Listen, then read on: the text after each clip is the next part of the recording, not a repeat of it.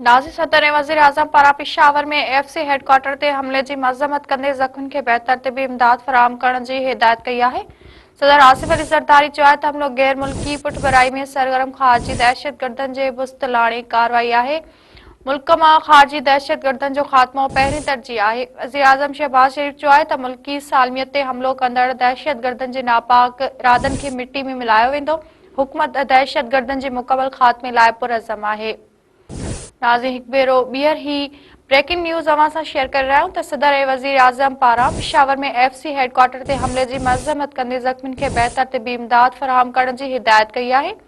सदर आसिफ अली ज़रदारी चयो आहे त हमलो गैर मुल्की पुठभराई में सरगर्म ख़ारजी दहशतगर्दनि जे बुस्तलाणी कार्रवाई आहे। मुल्क मां ख़ारजी दहशतगर्दनि जो ख़ात्मो पहिरीं तरजीह आहे। वज़ीर आज़म शहबाज शरीफ़ चयो आहे त मुल्की सालमियत ते हमलो कंदड़ दहशतगर्दनि जे नापाक इरादनि खे मिटी में मिलायो वेंदो। हुकूमत दहशतगर्दनि जे मुकमल ख़ात्मे लाइ पुरज़म आहे।